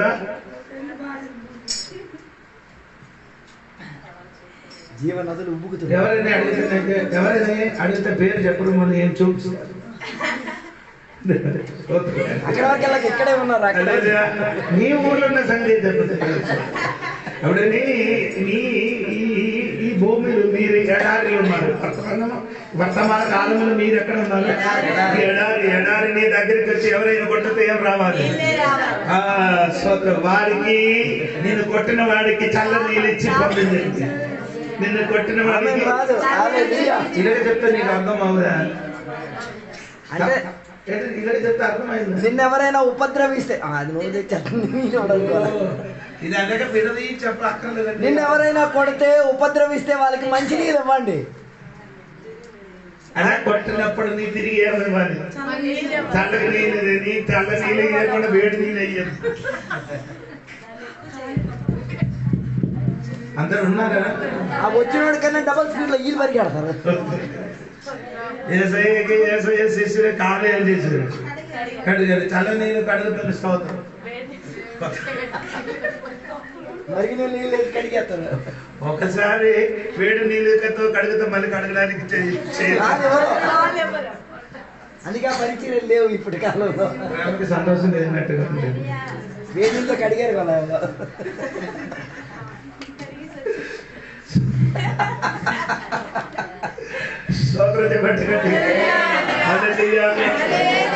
ఎందుకు చెప్పుతున్నట్టు వారు ఎడారి పెట్టినప్పుడు దేవుడు చేసి 4 లక్షల ప్రజలకి ఒక్క బండ నీళ్ళిచ్చింది. సోదర ఎనగవచ్చు ఉబికి ఎరగ నీళ్ళిచ్చిందండి. కొట్టిన బండ ఎరగ నీళ్ళు ఉబికి నీళ్ళిచ్చింది. ఈనాటినే ఇది ఇలాగ ఆత్మీయంగా ఇలాగ మొత్తం ఇలాగ మా పిల్లలకంటే ఇలా మొత్తం ఎప్పుడు అక్కర్లేదండి. ఆ చిన్న మాట చెప్తే వారికి అర్థం అవుతున్నారు. మీకదే ఉప్పుకి అంటే ఆయన ఆత్మీయ వశం ఉందండి. దేవుడికి నిన్ను కొట్టితే ఎలాగా రావాలి? ఎక్కువ రావాలి. నిన్ను కొట్టినప్పుడు నీ కొంచెం నిన్ను కొట్టినప్పుడు ఎలాగ నీళ్ళు రావాలి? ఉప్పుకి రావాలి. అంటే ఎలాగ కొట్టుతో దాన్ని అనుసరించి పైకి స్పీడ్కి రావాలి. 100 ఒక్క గుట్టు కొట్టితే అల్లం మోరు కొట్టినండి. అర్థమైందండి. రాజుకి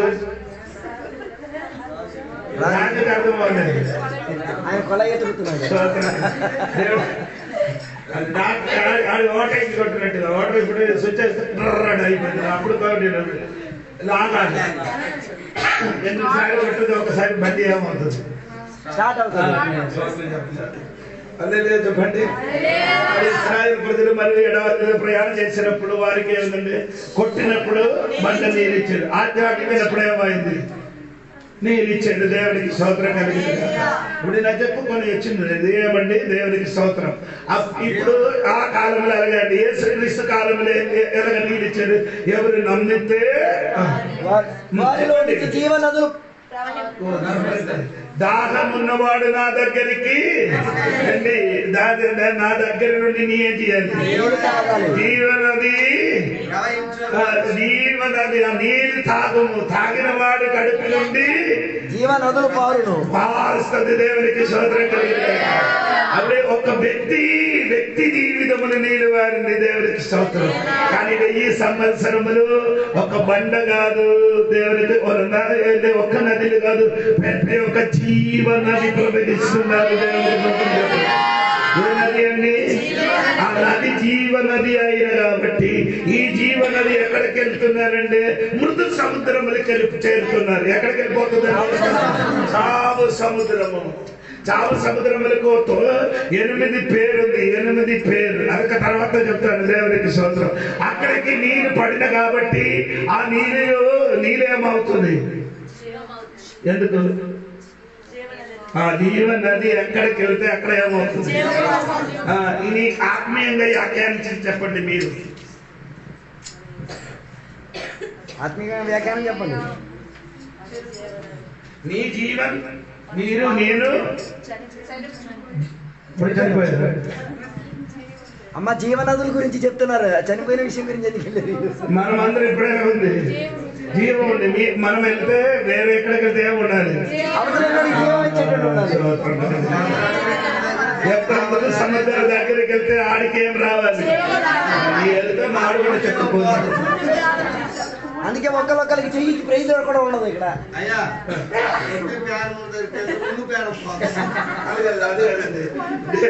దేవుడు చెప్పారంటే నా దగ్గరికి వచ్చిన ఏమవుతున్నారు? జీవం పొందుతున్నారు. ఇంకా యేసు ప్రభు చెప్పారు వారికి సమృద్ధి కలిగిన జీవం.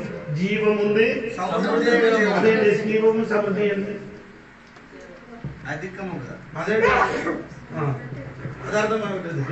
రెండు కాలు చెయ్యి పని చేయలేని ఒక వ్యక్తి ఉన్నాను అనుకో, రెండు కాలు ఏమైంది, ప్యారలైస్ అయిపోయింది.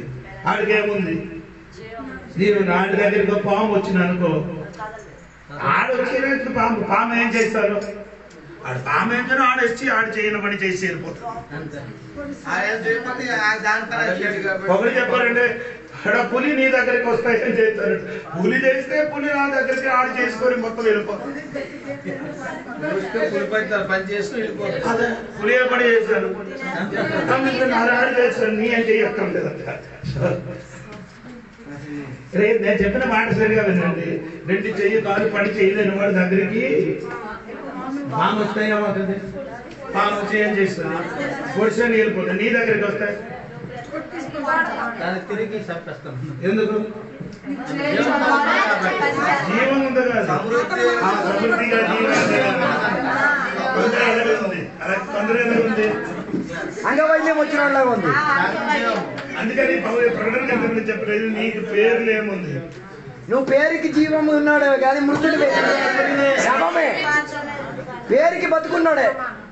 జీవిత విషయంలో వచ్చే శవం. జీవించుతున్న పేరు మాత్రం ఉండగానే నువ్వు మృతుడవే. అప్పుడే జీవనం ఉంది, కొంచెం కొంచెం చచ్చిపోయింది, బాకీ జీవనం ఉంది.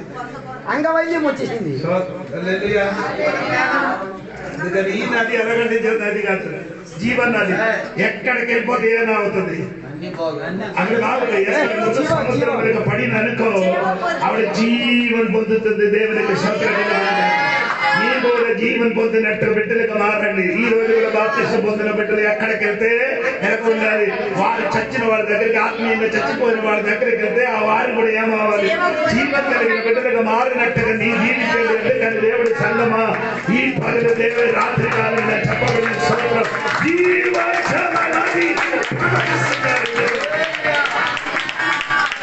అది ఎక్కడి నుంచి వస్తున్నారు, అది మందిరపు మనమే పేరు, మనమే మందిరం, మన నుండి ఒక్కొక్క మారు మనసు మంది బాప్తిస్మం పొందిన ప్రతి బిడ్డలు దేవునికి ఒక్కొక్క ఆలయం, ఆలయం కింద నుండి ఆలయం నుండి ఆలయం నుండి ఎవరెప్పుడు రాలేదు, నీళ్ళు లేదు, నీళ్ళు లేదు. పాట పాడుతున్నారు రండి రండి రండి, కానీ నీళ్ళు మాత్రం ఏం లేదు, నీకు అది అవసరం లేదు కదా. ఈ రోజు అజిత్ గారి క్లాస్ చెప్పినప్పుడు చెప్పారంటే సోదరం బాప్తిస్మం పొందిన వాడు ఇంకొక బాప్తిస్మం పొందాలి. అది పొందిందా మీరు? అట్లాంటిది ఉందో లేదో కూడా తెలియనట్టుగా ఉన్నారు. పరిశుద్ధాత్మ బాప్తిస్మం పొందాలి. ఎందుకు పొందలే, ఆశ లేదు. ఎందుకు పొందలేదండి, ఎందుకు పొందలే లేదండి. చల్ల నీళ్ళ బాప్తిస్మం చాలు. ఈ భూమిలో క్రైస్తవుడు అని చెప్పుకోవడం ఏ నీళ్ళు చాలు, ఈ నీళ్ళ చల్ల నీళ్ళ బాప్తిస్మం చాలు. ఈ భూమిలో ఇంకొక బాప్తిస్మం ఏంటి, అదే యేసు ప్రభు చెప్పారు, నేను యోహాను గారు చెప్పారు, నేను నిన్న నీటిలో బాప్తిసం నా వెనకలు వచ్చిన వాడు అది నీకు అవసరం లేదు. అదే వేడి నీళ్ళు బాప్తిసం పొందరా బాబు, అది ఎప్పుడో సంక్రాంతికి శివరాత్రికి ఒకసారి. మీరందరూ ఏం చేయాలి, బాప్తిస్మలో పొందాలి. పరిశుద్ధాన్ని నిందించా లేదా ఎలాగ తెలుసు, భాషతో మాట్లాడు. అది ఆత్మ నిండిన వాడే వస్తుంది. భాష రాలేకపోతే ఆయన అర్థం ఆయనతో మాట్లాడలేదు, నీ వాసన అయినా నీ వాసన. మీ డాడీతో మీరు మాట్లాడలేదు, అన్య భాషతో మాట్లాడుతున్నవాడు దేవుడితో మాట్లాడుతున్నాడు. పరిశుద్ధాత్మ నింపబడితే నీకేమో వస్తుంది, అన్య భాషతో. అందరూ చెప్పినట్టు కొందరు చెప్పినట్టు పరిశుద్ధాత్మ మాట అందరూ దెయ్యం పట్టిన దెయ్యం అంటారు. ఆగిపోయి ఎప్పుడు ఆగేంద్ర ఆడి చెప్పాలి, ఎప్పుడు పరిశుద్ధాత్మ వచ్చింది నేను ఆయన చెప్తాను, ఎప్పుడు ఆగిపోయింది ఆడి చెప్పాలి. అర్థం కాదు. పరిశుద్ధాత్మ దేవుడు వచ్చిన మీకు అందరికీ తెలుసు కదా. అపోస్తల కార్యము 2వ అధ్యాయము 1-2 కింద తిన్నప్పుడు పరిశుద్ధాత్మ దేవుడు ఏమైనా చేశాడు, పైన దిగి ఎప్పుడే ఆగిపోయింది. అక్కడే అక్కడ ఆగలేదు మరి పరలోకం సంఘాన్ని తీసుకెళ్ళేంత వరకు బాగా ఆగింది మనకు ఆగింది. అది కరెంట్ లేదు. అవును. ఇదని ఈ కొందరు ఎలా ఏం చేస్తున్నారంటే టీవీలన్నీ చెప్తున్న పరిశుద్ధాలు ఆగిపోకడు, ఇద్దరు పాస్టర్ కూర్చి ఏం చేస్తున్నారు, ఆగిపోయింది పరిశుద్ధాలు కూడా చెప్పిన దయ్యం అంట ఈడు సోదరు. అసలు దయ్యం అని ఈడు చూసే ఈడు బట్టలు చింపుకొని పారిపోతున్నారు సినిమాల్ లాగా. చీమలు కాదు, ఇద్దరు యాజకుడు ఇద్దరు కొడుకులు వెళ్ళారు దెయ్యం వెళ్ళగొట్టడానికి వెళ్ళినప్పుడు. దెయ్యం ఆడు వేడికి పడి వెళ్ళినప్పుడు బట్టలు చింపి ఆడ ఏం చేశారు. నేను చెప్పరా నిజమండి. దెయ్యం అన్ని బయటకు వచ్చినప్పుడు చెప్పారు, మీరండి మీరు రండి ప్రార్థన, మీరు నేనే రాను. హలో, పరిశుద్ధాలకు దేవుడు మనలోకి దిగి వచ్చినప్పుడు మన అన్ని భాషలు మాట మన దెయ్యం పట్టిన వాడు కాదు. మనం అందరూ ఆత్మలో అన్ని భాషలు ఆడింది. అందుకని ఎందుకంటే నీ ఆత్మ నింపుతల లేదు కాబట్టి చిన్న చిన్న విషయం వచ్చినప్పుడు నీ ఏమవుతుంది, వాడిపోతున్నారు, ఎండిపోతున్నాం. చిన్న చిన్న విషయం వచ్చినప్పుడు ఊరోళ్ళందరూ తిరగబడిపోతే పేదన పేపర్ మీదకి రాళ్ళతో కొట్టినప్పుడు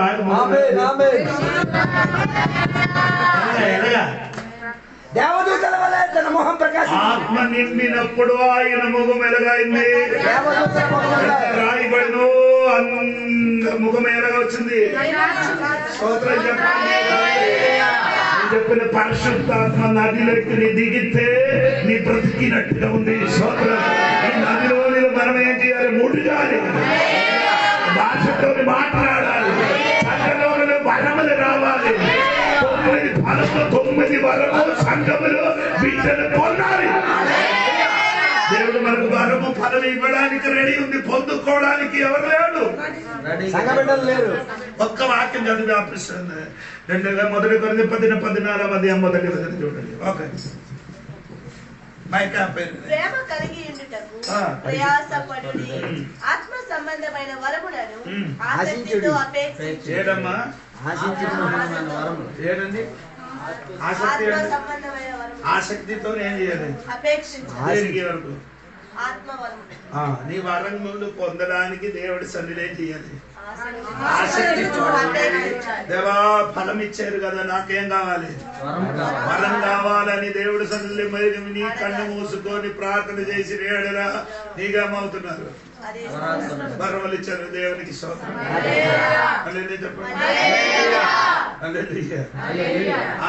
ఆరాం రాజా ఇంటిలో మాట్లాడినది ఎవరు విన్నారు, ఏలియా గారు, ఎలీషా గారు. ఎవరి ఇంటిలో మాట్లాడినది, రాజుగారు తన ఇంట్లో మాట్లాడింది. అది రాజ్యం, రెండు ప్రదేశంలో ఉన్న 2 వ్యక్తులు. ఒక్కడు ఆడ ఇంటిలో మాట్లాడింది, ఇక్కడ నుండి ఆడ ఏం చేశారు, ఎలాగ విన్నారు. దేవుడు ఆత్మశక్తితో ఆ మాటలన్నీ విండినట్టుగా పరిశుద్ధాత్మ దేవుడు నీలో నిలుకొచ్చినప్పుడు నీకు రహస్యమైన గూఢమైన సంగతి దేవుడు నీకే చేస్తుంది. దేవుడికి దానియేలు తన సంఘ బిడ్డలు కూడా ప్రార్థించినప్పుడు ఏమైందండి, ఆ బొమ్మకి అర్థము దానియేలు తెలియపరిచేది. నీకు అర్థమైంది లేదో తెలియదు. దేవునికి స్తోత్రం కలిగింది కాక. దానియేలు ఇంకేం చేశారు, ప్రార్థన చేశారు, మెనే తకేలు రాశారు. అది చదవి ఆడికి వినిపించేది అర్థము. ఎలాగైందండి, ఆత్మ వసుడిన అయినప్పుడు పరిశుద్ధాత్మ ఉన్నా కాబట్టి దేవునికి స్తోత్రం కలిగింది. రాత్రి దేవుడి సంఘ బిడ్డలారా, పరిశుద్ధాలు దేవుడు ఉన్నప్పుడు ఆత్మ సంఘంతో ఏం చేస్తున్నారు. ప్రకటన గ్రంథం 2-3 అధ్యాయం మీరు చదివినప్పుడు ఆత్మ సంఘంతో ఏం చేస్తున్నారు, మాట్లాడుతున్నారు. 4వ అధ్యాయం నుండి 19వ అధ్యాయం వరకు మీరు చదవండి, ఎక్కడ కూడా ఏం లేదు.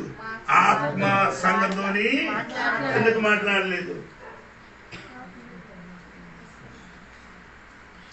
2-3 అధ్యాయం ఆత్మ మాట్లాడింది కదా. 4వ అధ్యాయంలో ఏం జరిగింది,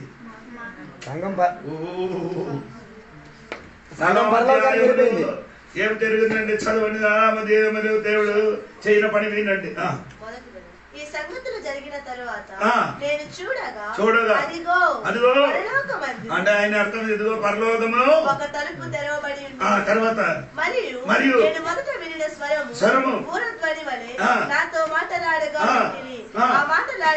వారు ఇక్కడికి ఎక్కి రమ్ము. అదేంటే సంఘానికి పిలుచున్నారు, 7 సంఘానికి పిలిచి ఇంత భూమిని నీ ఏం చేయకూడదు, నీ ఏం చేయాలి, ఎక్కువమో పరిశుద్ధాత్మ దేవుడు సంఘంతో తీసుకొని అక్కడికి వెళ్ళిపోయింది. నీ భూమిలో ఎవరు ఉండరు, ఆత్మ ఉండరు. అదే చెప్పు, అది భయం సంఘం ఉండదు, ఆత్మ ఉండదు. సంఘం ఉండే ఆత్మ ఉండేది. దేవునికి స్తోత్రం కలిగింది. చెప్పుకొని వచ్చినది 4వ అధ్యాయంలో 19వ అధ్యాయం వరకు ఏం లేదు. పరిశుద్ధాత్మ దేవుడు భూమిలో ఏం చేయలేదు, లేదు. దేవునికి స్తోత్రం కలిగింది. ఇప్పుడు మనతోని సంఘ బిడ్డలతోని వ్యక్తితోని పలకరించిన బట్టి 2, 1 పరిశుద్ధాత్మ దేవుడు, 2 దేవుని వాక్యం. ఈ 2 వ్యక్తులు మనకి ఈ కాలంలో ఏం చేస్తున్నారు, మాట్లాడుతున్నారు. వాక్యానికి మాట్లాడుతున్నారు. 2 పరిశుద్ధాత్మ దేవుడు నీ వ్యక్తిగత జీవితములు దేవుడు ఆత్మ నీతో ఏం చేస్తున్నారు, మాట్లాడుతున్నారండి. ఈ రాత్రి నేను ముగించడానికి వెళ్ళిన ముందుకు మరలా ఒకసారి కూడా చెప్తున్నారు, మీరందరూ పరిశుద్ధాత్మ నింపబడి అన్య భాషలు ఏం చేయాలి, స్తోత్రం కలిగింది. నీకు దాహం కావాలి, దాన్ని నీళ్ళు తాగడానికి ఏం కావాలి, నాకు ఆశ కాదు, దాహము. దుప్పి ఉన్నవారి మనే 42 కీర్తన మరి ఏం చేయను, దుప్పి అనగా దాహం కొరకుండో అలాగా మనం కూడా దాహం ఉండాలి. దేవునికి స్తోత్రం హల్లెలూయా చెప్పండి. దాహించిన వాడికి దేవుడు నీళ్ళు ఇస్తాడు. దేవునికి స్తోత్రం. దేవుడికి దాహించిన వాడు నా దగ్గరికి ఫ్రీగా దేవుడు నీకు ఇస్తాడు. ఈ రాత్రికి దాహముగా పరిశుద్ధాత్మ నదిలో పొందడానికి, పరిశుద్ధ అభిషేకం పొందడానికి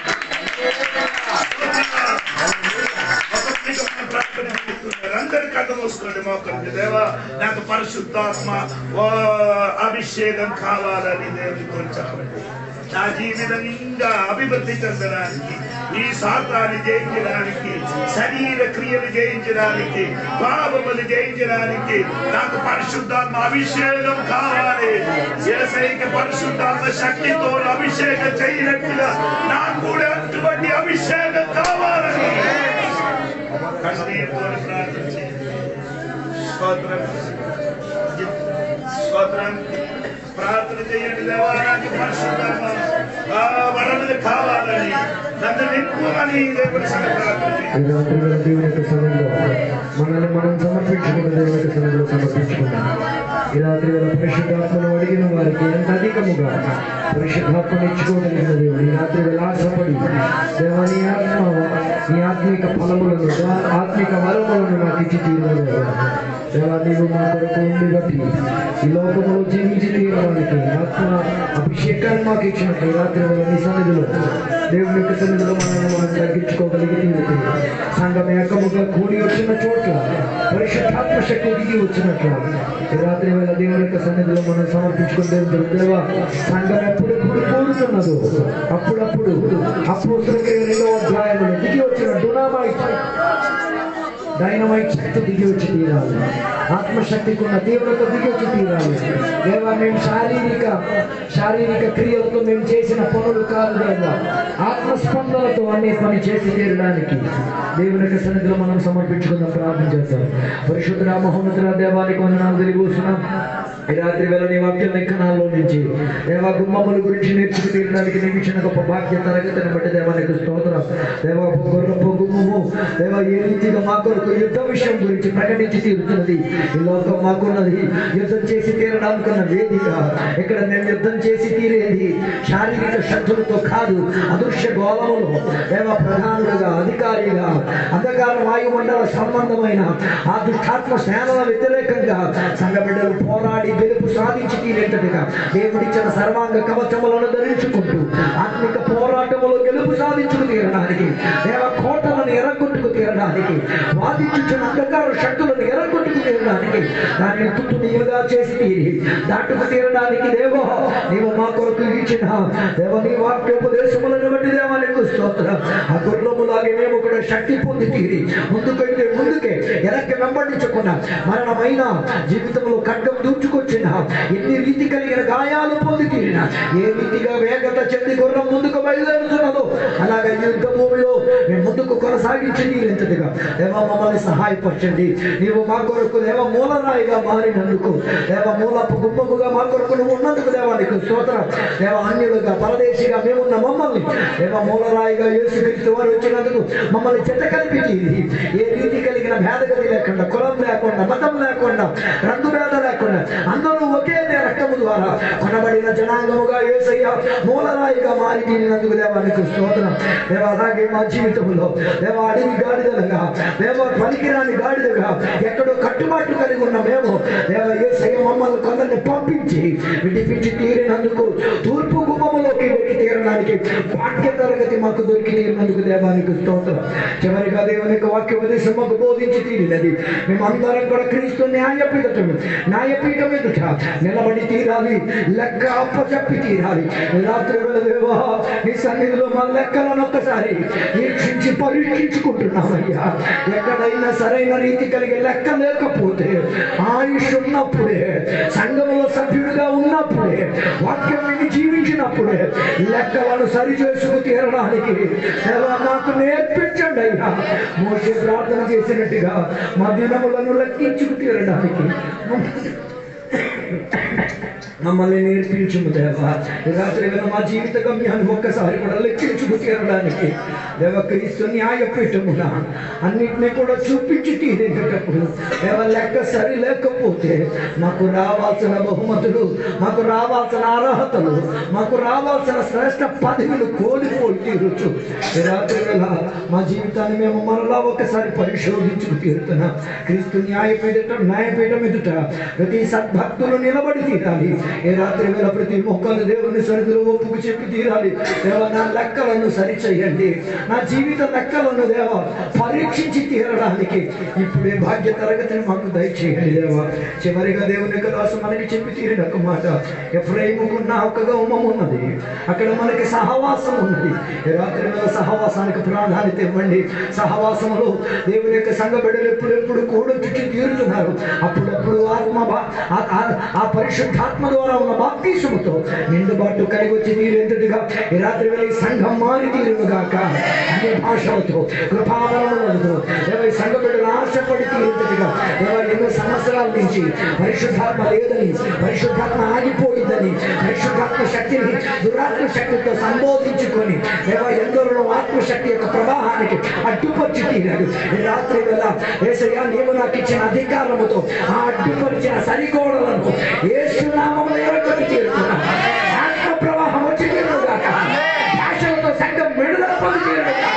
కృపావరముతో దేవునికి సేవించి తీరుగాక. దానికి అభ్యంతరపరిచి తీరిన వాక్య సందేశాలు, దానికి అభ్యంతరపరిచి తీరిన ఆత్మిక ప్రక్రియలు రాత్రి వేళ ఇరిగినందుకు దేవాలయకు దాని ద్వారా దేవాలయంలో నుంచి జీవనదులు పారొచ్చి తీరినట్ల రాత్రి వేళ సంఘము లోపల పరిశుద్ధాత్మకున్న జీవనది ప్రవహించి తీరాలి. యోవేలు గ్రంథంలో రాయబడి తీరినట్ల యవనస్తులు చిన్న పిల్లలు కళలు చూసి తీరుతారు, అన్ని భాషలతో దేవునికి మహిమపరిచి తీరుతారు, ఆత్మ తీవ్రత దిగి వచ్చి తీరు. ఈ రాత్రి వేళ నుండి అది ఈ సంఘంలో జరిగి తీరుగా సహాయం దయచేసినందుకు దేవానికి స్తోత్రం. ఇంతసేపు వాక్యోపదేశం బోధించి తీరడానికి ఈ దాసుని అభిషేకపరిచినందుకు దేవానికి స్తోత్రం. విని తీరడానికి సగబిడలందరినీ కూడా తయారు చేసినందుకు దేవానికి స్తోత్రం. సిద్ధపరిచినందుకు దేవానికి స్తోత్రం. దేవ దీవెనలతో నింపండి. దేవ సహాయం దయచేసి ఇప్పుడు మేమందరం కూడా మా ఇళ్ళలోకి, మా కుటుంబంలోకి, మా సొంత పనుల్లోకి తిరిగి వెళ్తున్నాం. దేవ సహాయం దయచేయండి. దీవెనలతో నింపినందుకు దేవానికి స్తోత్రం. యేసు నామమున అడిగి వేడుకున్న పరమ తండ్రి. తండ్రి యొక్క కుమారక పరిశుద్ధాత్మక సహవాసం ఇప్పుడు వెళ్ళప్పుడు ఇక్కడ కూర్చున్న సద్భక్తులతో దేవా నీ రెండో రాకడ వరకు తోడయ్యమును గాక. యేసు రక్తమే చేయం, యేసు వాక్యమే చేయం, యేసు నామమును సంపూర్ణం చేయగలుగును గాక. గట్టి శబ్దంతో మూడుసారి హల్లెలూయా చెప్పండి. ఇంకోసారి గట్టిగా, చివరిగా గట్టిగా దేవుడు మన ప్రార్థనలకి మేము సోదరులుగా, దేవుడు సంఘపడే లేక అప్పులను మార్చడం సోదరులుగా, రోగగ్రాంతులైన రోగాలు మానవులుగా సోదరులుగా, ఆత్మశక్తి బాప్తిస్తున్న దిగుతున్న సోదరులుగా, అందరూ అన్ని భాషలతో దేవునికి స్తోత్రం చేసిన దేవుని సోదరులుగా మారానాథ యేసయ్య తోడుగా ఉన్నావు. దేవుడు మీ అందరిని దీవించును గాక. అందరికీ వందనాలు.